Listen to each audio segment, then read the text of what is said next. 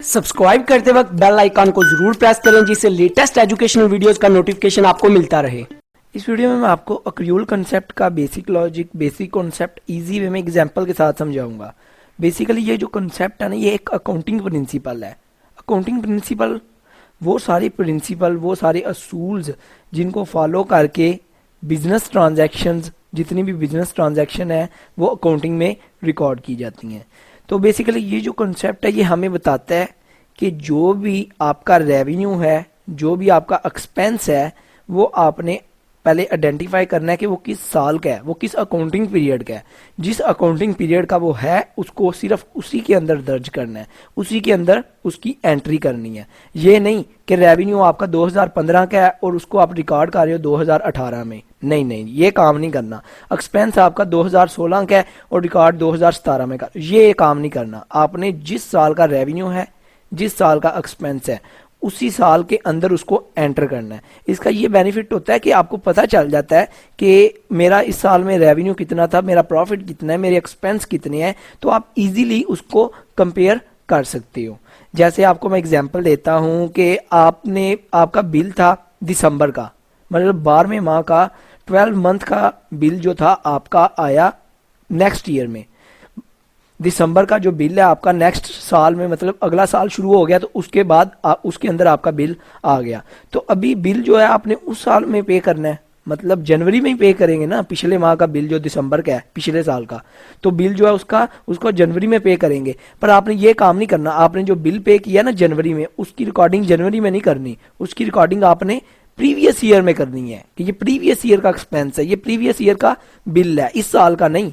बेशक उस साल में आप पे कर रहे हो, पर है किस साल का, पिछले साल का है, तो उसी साल में आपने उसको पे करना है। जैसे आपको इस साल में कमीशन मिला 2000 रुपया, और ये कमीशन जो है ना आपका 2-3 सालों का है, 3 सालों का। एक मतलब 2015 में मिसाल के तौर पे आपको कमीशन मिला है, और ये जो कमीशन है आपका 2014 का और 2015 का और 2016 का, 3 सालों का कमीशन है जो इकट्ठा ही आपको मिल गया।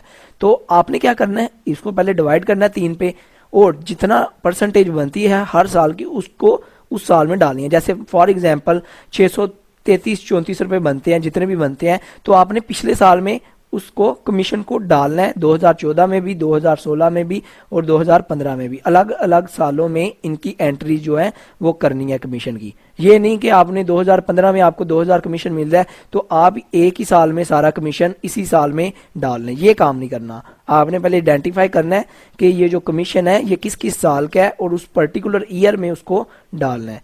जैसे एयरलाइन टिकट्स, मैं आपको एग्जांपल देता हूं कि आपने अगर बुकिंग करवानी है ना, तो आप एक माह पहले ये टिकट बुक करवा लेते हैं अपनी। तो जो आपने टिकट बुक करवा दी तो एयरलाइन को तो पता चल जाता है, अभी जहाज आपका एक माह बाद जा रहा है, एक माह बाद जब आप जा रहे हैं तो आप उस टाइम चले गए हैं, तो एक किस्म की उनके पास पता चल गया कि हमारा काम डन हो गया।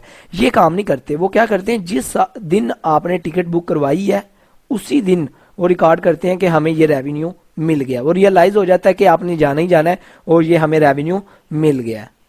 तो अक्रियोल कंसेप्ट ये हमें कहता है कि जिस ईयर का, जिस टाइम पीरियड का, पर्टिकुलर टाइम पीरियड का आपका रेवेन्यू है, एक्सपेंस है, और आपको रियलाइज हो गया, पता चल गया कि ये आपको मिलना है, या तो आपको मिलना है या आपको आपने वो एक्सपेंस कर दिए या आपको रेवेन्यू मिल गया, या आपको पता, जैसे आप सेल कर देते हैं उधार पे, आपको पता है एक माह बाद मिलनी है, पर आपको रियलाइज तो हो गया ये रेवेन्यू आना है, या मिल गया या एक्सपेंस हो गए हैं, तो ये आपने, या एक्सपेंस रियलाइज है कि ये होने हैं इस माह में, तो आपने क्या करना है, उसको रिकॉर्ड कर देना है। जैसे आप किसी से कोई मशीनरी खरीद लाते हो तो उसे कहते हो मैं 10 दिन बाद पेमेंट कर दूंगा, तो आपने 10 दिन बाद जब उसको पेमेंट करनी है उस टाइम रिकॉर्डिंग नहीं करनी, आपने जिस दिन मशीनरी लाए हो उसी दिन रिकॉर्डिंग करनी है।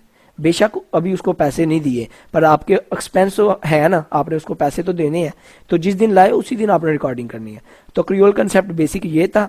अकाउंटिंग प्रिंसिपल में और भी कॉन्सेप्ट आ जाते हैं, जैसे matching concept, materiality concept, accounting period concept, और काफ़ी कॉन्सेप्ट हैं। तो वो सारे मैंने ब्रीफली छोटी छोटी वीडियो उन पर बनाई है ऑलरेडी, डिस्क्रिप्शन में लिंक दे देता हूँ, उधर से जाके आप उन कॉन्सेप्ट को भी समझ सकते हैं। आई होप आपको इस कॉन्सेप्ट का तो पता चल गया होगा। वीडियो अच्छी लगी हो सब्सक्राइब और लाइक करना मत भूलिएगा। अपना बहुत ख्याल रखिएगा, दुआ में याद रखिएगा। Good bye.